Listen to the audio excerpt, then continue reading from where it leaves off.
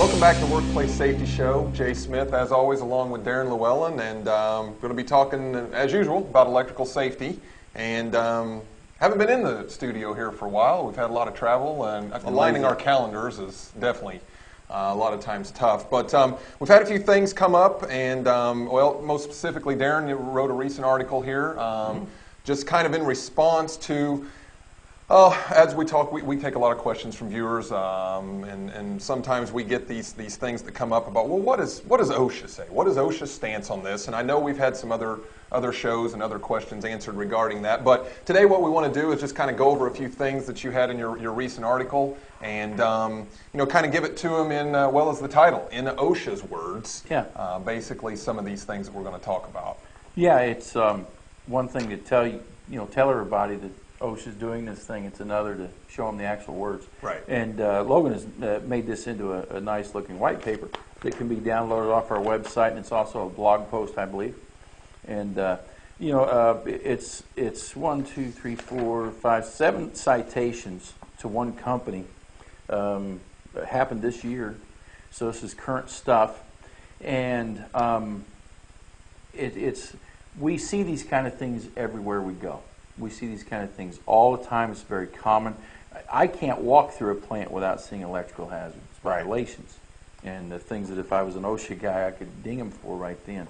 And I'm not picking on anybody, but there's a lot of things that can easily be done, and most of these citations are that way. Like, for instance, unused opening in electrical enclosures left open, like you take a circuit breaker out of a panel. Mm-hmm. Well, that leaves a gap. If you don't close it, that's an OSHA citation. And in this example, $4,900. That's awful expensive for a hole. And this so easily to fix, so easy to fix.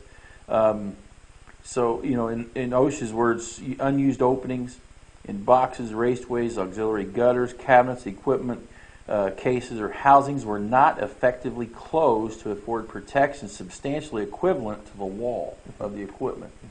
You leave a hole like that. It could also be a knockout. You've taken some conduit off of an electrical enclosure and you've left a hole.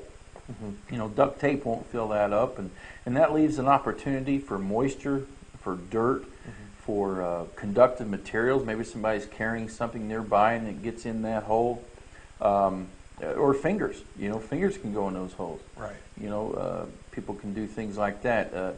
If there's a current in, an arc flash inside that box, well, leaving the hole lets that energy come out easier too. So, but mainly it's a conductive problem. Just fill those gaps where you remove a circuit breaker or a knockout. That's always one of OSHA's top hazards that they cite. Especially in Indiana where we're at.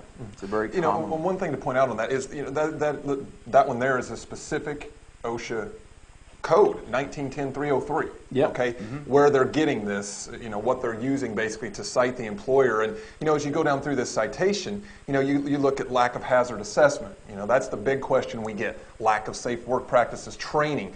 These are the OSHA codes that go back to some of the other things that we've talked about in the past about, well, how does NFPA 70E and OSHA go together? Well, they both talk about training. They both talk about hazard assessments. Obviously, then OSHA goes further with the use of, making sure that cords are properly, they have proper continuity on their plugs and the receptacles and knockouts on enclosures. So that's where I think that really where you were going with this was to say, listen, here is what OSHA says, and here is an actual citation. Yeah, and this citation was over 6 figures.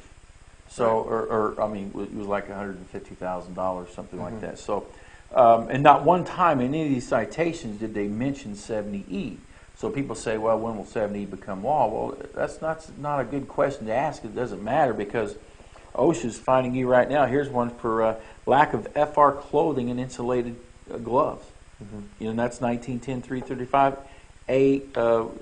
LI, I think, A1I, or AI, little I. Little I. It's hard to read that. You get new glasses. So these are things, when someone talks about 70E, FR clothing, they think about.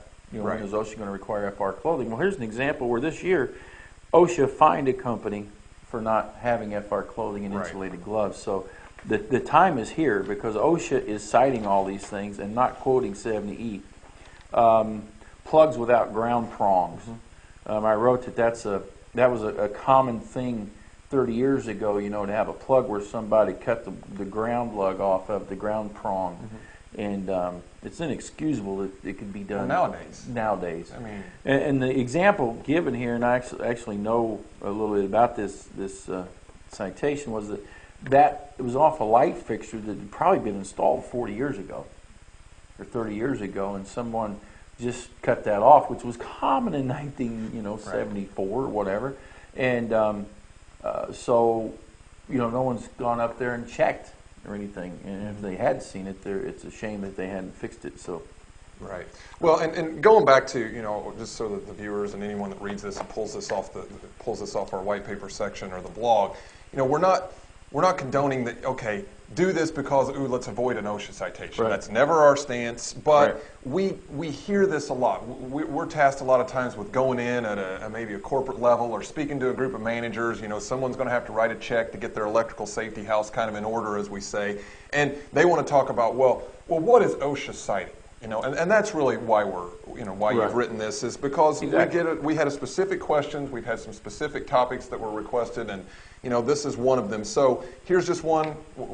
How long does this take you to find? All of 4 or 5 minutes, maybe? I mean, yeah, not even that. It's just very simple to find these all over the place. Right. And the sad thing is, what Jay said is, we don't think that you all should worry so much about an OSHA citation, but one of these penalties in here resulted in a fatality. This inspection was a result of an electrical fatality that could have been so easily avoided. Right. And forget the $150,000 fine. You know, somebody died. And it's not necessary. Right. It's not necessary. Absolutely. There was lockout, tagout failures. There was lack of, like you mentioned earlier, lack of electrical safe work practices training. 1910-332. So, you know, these are not. Yeah, these are things that 70E requires, but it's things that OSHA requires now. And 70E is a good way to get those done. Absolutely. And I do not like reading about a fatality like this. Absolutely. And the theme that runs through this whole thing is that these citations, these penalties, these violations are easy to find, and they're easy to fix. They're easy to fix. People just have to be looking. You know, you got to remember, OSHA inspectors are not electrical engineers. Right. They're not necessarily former electricians, but it doesn't take an electrician or electrical engineer to open up your electrical breaker panel and see that there's one missing, right, and there's a big hole, right, and you can see the shiny parts. And that's what's happening. And that can kill someone. That can cost you $4,900. So it's pretty easy to get your house in order here. Recommend you go to our website. In OSHA's words is what it's called. And I never even, this is all one inspection. I never even wrote all of them down. There were more than is in here. Right.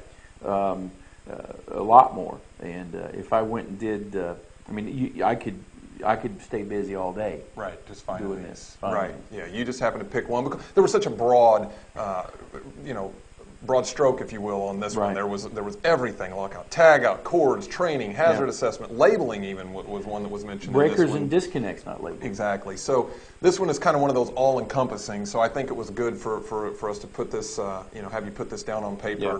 And as you mentioned, it's in the white paper section of our website, llewellyn.com. Also, if you go to our safety blog, I believe we're going to have some links to it there. Yeah. And if you have any further questions about this or just other areas about where could we find these citations, I need to show someone, other citations, feel free to email us. And one thing one reason I use this one in particular is because these are also common also. When I walk through plants, I see all of these all the time. It's very common. You ask yourself, do we have a lack of hazard assessment? Do we have a lack of FR clothing and insulated gloves? Do we have openings in electrical enclosures? Do we have breakers not labeled properly? Do we have a lack of electrical safe work practices training? Do we have plugs without grounds? And do we have any lockout tagout problems? Right. So ask yourselves those questions, because that's what's in here, and that's what caused the fatality, one of those. So get your house in order. It's not hard to do. You don't have to be an electrical engineer to do this. Right. All right. Well, hey, it's a great piece. Thanks for your time today, and I hope to see you back here real soon. Okay.